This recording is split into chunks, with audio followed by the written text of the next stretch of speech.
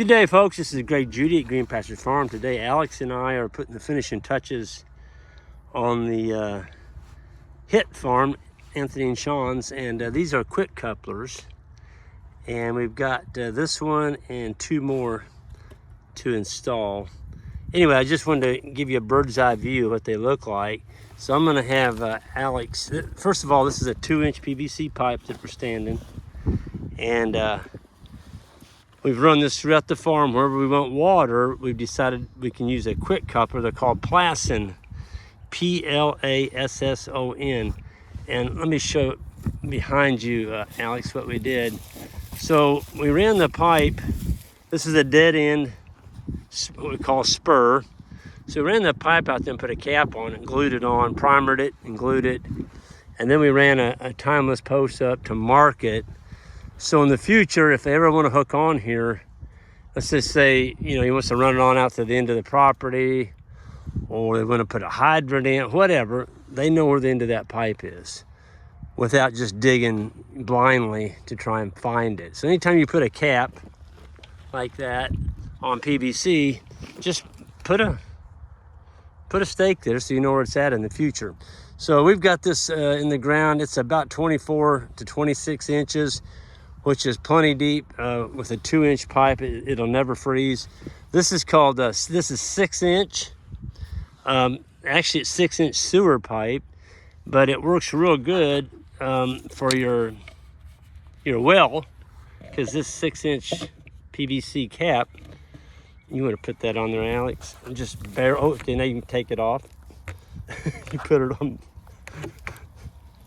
Okay, so just put your knees on this and pull on it. There you go. There you go. So I wanted to show you this. Go ahead and hold on to I got this. Okay.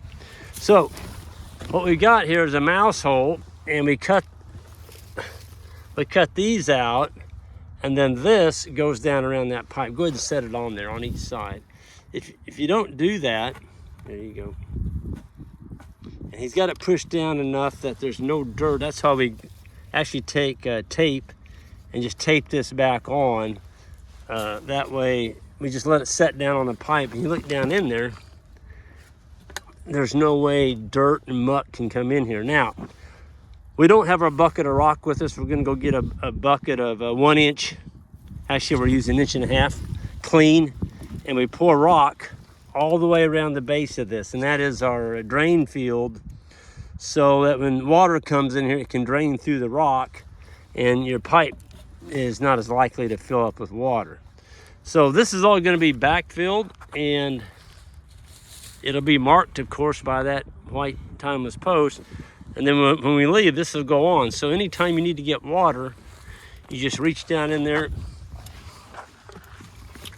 There it is. I pulled the lid up. Go ahead and pull that off a minute. See, that's all it is. You just pull that back, and then your male plugs into here.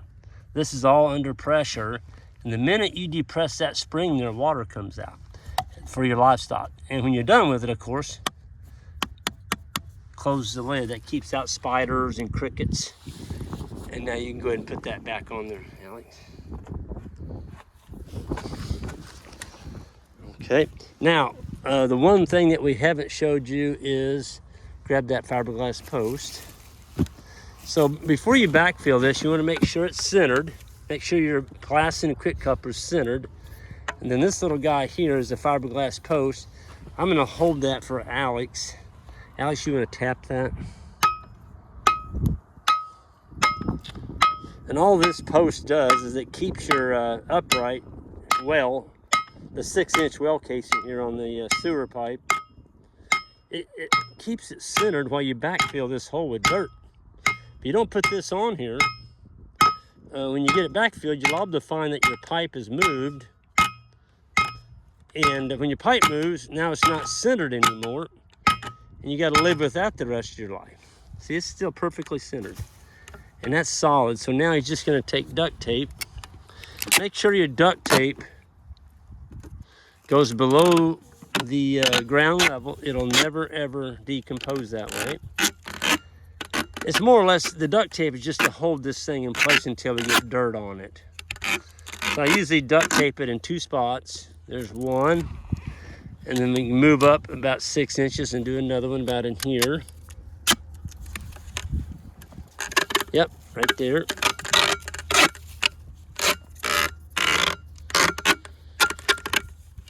And then what Alex is gonna do when he's done there is take the Sawzall. We don't want this piece sticking up above the ground. And so he's gonna come down here right below that pipe and take the Sawzall and cut this piece off so that our cap, see, this is in the way of putting our cap on.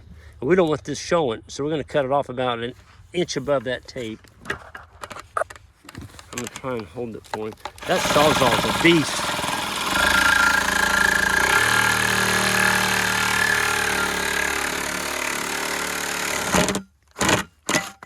There it is. It'd take you 5 minutes to do that with a with a handsaw. Okay, we got that done. We've got it taped. All we need is our rock, and we got to go get the rock. So we just put that cap on there. That keeps the possums, the coons, skunks, snakes. Yeah, you mentioned snakes, Alex. What do you? You all saw a snake yesterday. Yep. And it was a blue one. Yep. Had some camel pattern on it and a white belly. Maybe we got to look up later what it was. Yeah, we have a snake in Missouri called the blue racer, and I've heard they'll chase you. They're non-poisonous though. But if a snake's chasing me, that's all I need to get out of there. Okay, well that wraps it up. We're gonna go get our rock. We'll backfill this. Just put a bucket of rock around this thing. Then all this dirt that we left, we've got the tractor here. We're gonna push all this dirt in. But before you just discriminately grab that tractor and push all this in, you want to take a spade and hand fill this to where this thing's solid. Otherwise, you take that tractor, you'll have to bend this, and that's no good.